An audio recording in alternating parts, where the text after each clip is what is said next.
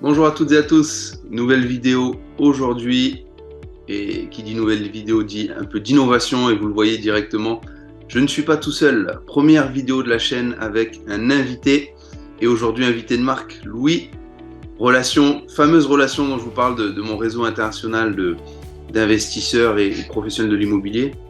Et voilà, Louis, en quelques mots, c'est de l'immobilier depuis plus de 10 ans sur l'Asie du Sud-Est, et là, depuis presque 2 ans maintenant, tu travailles pour un promoteur aux Philippines et tu es en charge des relations investisseurs et des agents à l'international. Donc ça, je vais te laisser en parler. Et ensuite, j'aimerais que tu nous parles plus précisément de Palawan et d'El Nido. Voilà, je te laisse la parole. Effectivement, salut Raph déjà. Donc, effectivement, ça fait un moment qu'on se connaît. Je pense que la première fois qu'on s'était vu, ça doit être il y a bien 8 ou 9 ans à Houahin. Tu Ouais, étais venu visiter des projets à l'époque, des projets de villa que je vendais. Donc effectivement, moi je suis en Asie du Sud-Est depuis 12 ans exactement. J'ai effectivement longtemps travaillé sur la Thaïlande, que ce soit en immobilier résidentiel ou immobilier d'investissement. Et effectivement, mon parcours a croisé celui du promoteur philippin El Nido Beach Resort en 2020 et j'ai commencé à travailler avec eux à distance. Et puis maintenant que les pays ont rouvert, je me rends régulièrement à Manille et à El Nido, le site du projet dont on va parler aujourd'hui. super. Donc on sait, hein, les Philippines, c'est plus de 7000 îles. Il y a notamment Palawan qui est reconnu internationalement pour avoir une faune et une flore absolument exceptionnelles. Alors, le programme en question est particulièrement donc, dans le nord de l'île, à El Nido. Est-ce que tu peux m'en parler un peu plus là, de cette zone-là en particulier? Ouais, alors effectivement, El Nido, c'est une municipalité qui est située au nord de l'île de Palawan. C'est encore très préservé, mais il y a un aéroport, donc très facilement accessible. Mais une destination donc, qui est très préservée, c'est-à-dire qu'il y a une bonne route, le El Nido National Highway. Évidemment, un petit centre-ville assez sympa où on peut quand même dîner, voire même sortir un petit peu, avec pas mal de nouveaux d'ailleurs, de nouveaux commerces qui s'ouvrent en ce moment parce qu'ils ont très vite redémarré après effectivement la pandémie. Et c'est une destination qui est très prisée pour la plongée. Donc les gens qui aiment Ouais. la plongée vraiment peuvent aller à El Nido. D'ailleurs, un de nos partenaires hôteliers qui est fan de plongée, qui est venu en janvier, nous a dit que ce qu'il a eu, c'était plus beau qu'en Thaïlande et que vraiment c'était un site recommandable pour les plongeurs. Après, très connu pour tout ce qui est excursion en bateau, puisqu'El Nido est entouré de formations d'îles avec des formations rocheuses très jolies. Et donc, il y a tout un tas de tours en bateau à faire avec tout un tas de choses très, très jolies à découvrir. Ce qu'on sait un peu moins, c'est qu'El Nido, c'est aussi des montagnes, de la jungle et des possibilités de faire du trekking, un endroit très, très sympa. Et puis aussi tout ce qui peut être découvert de la culture locale, tout simplement aussi conduire un scooter au milieu des rizières, parce qu'il y a des rizières aussi à El Nido. Donc finalement, il y a un peu tout à El Nido, la mer, les montagnes, la jungle, les rizières, et c'est encore très préservé. Donc c'est ce qui fait l'attrait de El Nido et qui fait que quand Palawan est nommé, on l'a beaucoup vu dans beaucoup de magazines, El Nido en fait partie. Oui, je rebondis sur ce que tu dis. J'avais vu passer ça courant 2020, qu'il y avait un magazine de référence, je crois que c'était américain dans le voyage, qui avait nommé. Il y en a plusieurs, il y a eu Condé Nast, il y a eu. Ouais, d'accord. Il y a aussi eu Travel and Leisure, Ouais. plus récemment un magazine allemand dont j'oublie souvent le nom, mais c'est vrai que régulièrement Ça ressort. El Nido ou Palawan ressort comme une des destinations quand on parle d'île. Voilà. D'accord. Alors, toi, je sais que tu travailles, donc tu nous le disais indirectement, pour un promoteur je sais que c'est une grande zone, directement en bord de mer. Il y a 2 programmes. Voilà, est-ce que tu peux nous en parler un peu plus? Je sais qu'il y a The Pavilions, Exploratory House. Voilà, est-ce que tu peux nous en donner quelques mots là-dessus? Alors, effectivement, aujourd'hui, moi, je suis en charge de la commercialisation pour donc le promoteur El Nido Beach Resort, qui développe en fait un projet qui s'appelle EcoTown El Nido. Donc c'est le terrain dans son ensemble fait 25 hectares, le terrain à développer. Et le projet global, effectivement, comprend un premier hôtel 5 étoiles, The Pavillon El Nido, qui est en construction, qui est vendu à 90%. Donc ça, il s'agira de villas, on va dire classiques. Des villas comme vous pouvez les imaginer, piscine, vue mer. Toutes les villas ont des vues mer panoramiques, standard 5 étoiles. Très très beau projet. Un second projet, lui aussi 5 étoiles, mais avec un positionnement différent, plutôt Adventure Travelers, Eco Resort, avec les Tree House, qui est un concept que les gens qui s'intéressent au projet découvriront sur le site internet elnidobeach.com. Donc ça, c'est le deuxième projet qui, lui, vient d'entrer en commercialisation. Et la troisième zone qui sera en fait un outlet village, c'est avec des commerces, mais aussi des facilities, comme on dit en anglais, pour tout ce qui est un peu entertainment. Vraiment une destination qui est créée, quoi, si je comprends bien. Là, c'est vraiment une destination. Alors, c'est exactement le mot que utilise le promoteur, voilà, c'est qui dit We are building not only a resort but a destination. Donc, pour faire une comparaison, par exemple, ceux qui connaissent un petit peu l'île de Phuket, sur l'île de Phuket, vous avez beaucoup de plages, chaque plage devenant en quelque sorte un quartier. Vous avez Patong, Kata, Kamala, Bang Tao. Aujourd'hui, à El Nido, il n'y a qu'une seule zone qui est entre guillemets développée, c'est Lio Beach, qui est à proximité de l'aéroport. Donc là, c'est une plage autour de laquelle vous avez des resorts, un peu de commerce, un peu d'activité. Mais c'est à peu près le seul endroit où vous avez, on va dire, quelque chose à faire. Et donc le projet dont on parle, Coton El Nido, se situe donc à 30 minutes de l'aéroport et de Lio Beach, donc ce qui n'est pas une longue distance. Hein. Et donc l'idée est vraiment effectivement de développer un éco-quartier, d'une certaine manière, avec donc 2 hôtels, mais aussi des commerces et des activités qui pourront d'une part servir les clients de l'hôtel, mais aussi attirer une clientèle extérieure. Oui, alors juste je précise pour les gens qui regardent, moi pour connaître les programmes, avoir étudié ça de près, je sais effectivement c'est du standing vraiment international, 5 étoiles tel qu'on l'entend en Europe, voilà, c'est vraiment de très très bon standing. Alors, pour revenir sur les villas, on est sur, puisque donc là j'ai été la semaine dernière, donc là les villas du premier projet sont en cours d'achèvement, c'est-à-dire que là ils sont en train de faire les peintures et de commencer même à installer les premiers meubles. Et effectivement, il y aura tout ce qui est, comme on dit, la smart home, c'est-à-dire technologie dans la maison, et tout le mobilier, c'est du mobilier haut de gamme. Ils s'approvisionnent, ils ont deux sources principales pour le mobilier. C'est une boîte qui s'appelle Johansson, qui est habituée aux Philippines à fournir que des hôtels 5 étoiles.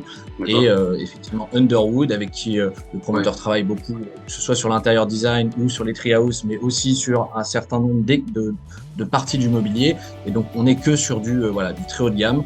Et ça, c'est une des constantes du promoteur. Il ne compromet rien sur la qualité. Donc que ce soit, par exemple, dans les villas, c'est des carrelages en marbre. Ça donne le standing. Il veut que le top, puisque son ambition est vraiment de créer le plus bel hôtel de l'île, et même il estime des Philippines. Donc ce sera du très haut de gamme. Bel objectif. D'accord. Donc le promoteur, tu nous en as parlé, les villas, le niveau de prestation.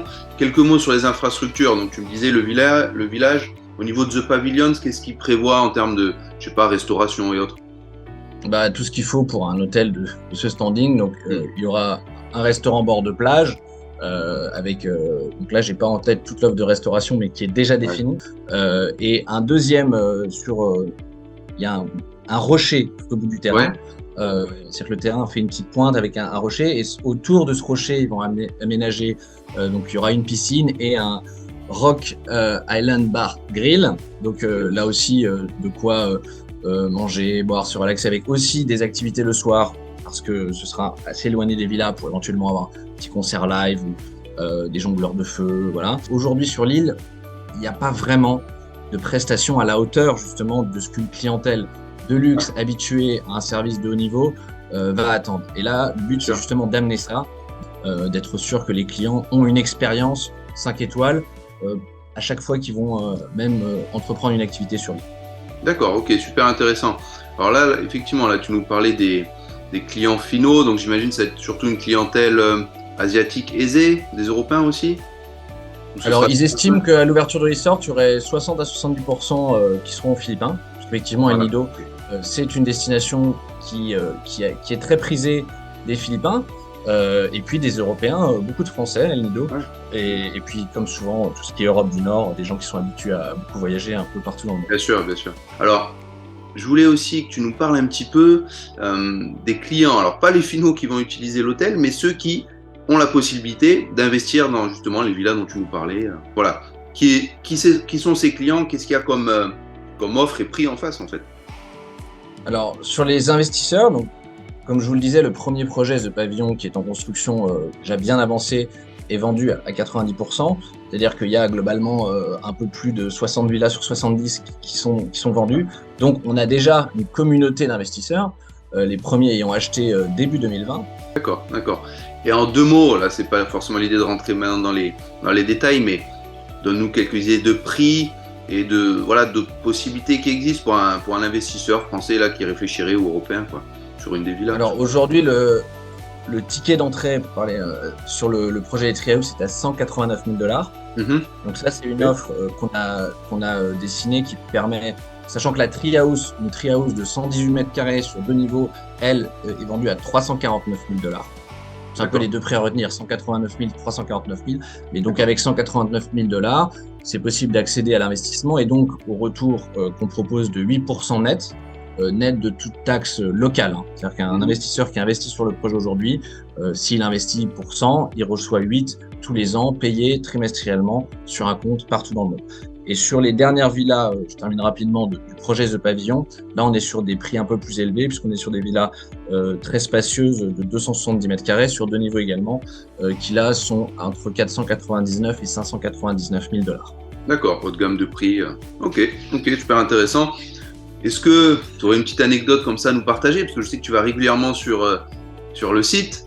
Voilà, et quelque chose. C'est assez récent. Ce qui est amusant quand même de signaler, c'est que quand j'ai commencé à travailler à distance pour le promoteur, j'étais jamais allé aux Philippines, ni à El Nido. Et la première fois que je suis allé, c'était en août 2021, quand les pays ont réouvert. J'y suis depuis allé 3 fois. Donc c'est vrai que je commence à avoir un petit peu fait le tour et en plus à chaque fois que j'y vais, c'est vrai que je visite pas mal, je fais pas mal de tours, je vais à pas mal d'endroits. Non, une anecdote, c'est vraiment, je dirais, moi qui suis un habitué de la Thaïlande et notamment du marché hôtelier en Thaïlande. J'ai un peu l'habitude, à chaque fois que je vais quelque part, de pouvoir réserver un peu à la dernière minute ou bien je vais toujours trouver quelque chose. Et là, je regardais des hôtels pour des clients qui doivent venir en avril et en fait, les 3 premiers hôtels que j'ai regardés, c'était plein. Mais vraiment de manière générale, et d'ailleurs les clients qui viennent aussi en font l'expérience, ou quand on y va en équipe, parfois, quand on s'y prend un peu tard, les hôtels sont pleins. Donc il y a vraiment un fort taux d'occupation des hôtels à El Nido. Voilà, c'est une petite anecdote comme ça. Il ne faut pas s'y prendre à la dernière minute quand on réserve son hôtel à El Nido. Très intéressant. Ok. Bon, et puis pour conclure, je dirais comment alors à titre personnel, professionnel, et pour l'entreprise, et les 2 programmes dont tu nous as parlé, comment les prochains mois, comment tu vois ça, comment s'annoncent les prochains mois en fait, hein, tu nous en as un peu parlé, quota en avenir d'ici 2025, mais pour donner un peu... Là, les prochains mois, sur le chantier, alors c'est vraiment, moi je suis pour rien dans les réalisations, mais c'est vrai que c'est assez aussi impressionnant quand on se rend sur site de voir tu me l'as dit. Le site de construction qu'a réussi à construire le promoteur. Il y a plus de 200 ouvriers et bientôt 300 qui travaillent au quotidien sur le site de manière très organisée avec des ingénieurs, etc. Donc pour eux, leur quotidien, ce sera le même dans les semaines et mois qui viennent que dans les semaines et mois qui ont passé. C'est de travailler pour livrer le projet le plus rapidement possible sans compromettre la qualité. En ce qui me concerne sur la partie commercialisation, là on est vraiment, on commercialise des Treehouse, donc on a fait nos premières ventes, on a beaucoup de demandes, de plus en plus d'intérêt des agents. C'est vrai que c'est un projet qui est un petit peu disruptif pour utiliser le mot, mais c'est pas un produit que les gens sont habitués à voir. On est sur une architecture très particulière. Et donc c'est un produit qui prend un peu de temps à être expliqué, à être compris, mais quand il est expliqué et compris, on voit bien que les gens adhèrent énormément puisque on coche un peu toutes les cases d'un investissement, on va dire successful. On est déjà sur un produit qui est écologique, je vais pas développer longuement pourquoi, mais aussi un projet qui correspond aux dernières tendances du marché hôtelier, donc qui se louera bien et cher, et en plus très, on va dire, sympa, c'est-à-dire que les gens s'y projettent en vacances, etc., ont aussi une bonne impression. Donc globalement, le but est d'avoir commercialisé ce projet avant la fin de l'année. Donc, moi, mes semaines et mois qui viennent, c'est vendre des Treehouse, pour être assez simple, mais avec beaucoup de plaisir, et voilà, parce que c'est vraiment un projet très, très sympa, et aussi avec des partenaires, que ce soit le constructeur Underwood, des partenaires hôteliers qui sont tous très enthousiastes à l'idée de participer à ce projet. Oh génial. Et l'enthousiasme est important, c'est super. Écoute Louis, merci. C'était l'idée de se faire une première vidéo. J'ose espérer qu'on amènera au moins une autre. Peut-être dans quelques mois, on pourra se recaler un rendez-vous. Et si tu le veux bien. Et voilà, d'ici là, je vous souhaite à toutes et à tous une bonne journée. On tâchera de vous mettre 2-3 liens sous la vidéo pour que vous puissiez récupérer des informations. N'hésitez pas à commenter et à partager sous cette vidéo. Et d'ici là, je vous dis à très bientôt. Louis, encore merci à toi et à la prochaine. Merci à toi et bonne continuation pour ta chaîne YouTube. Merci, sympa. Voilà.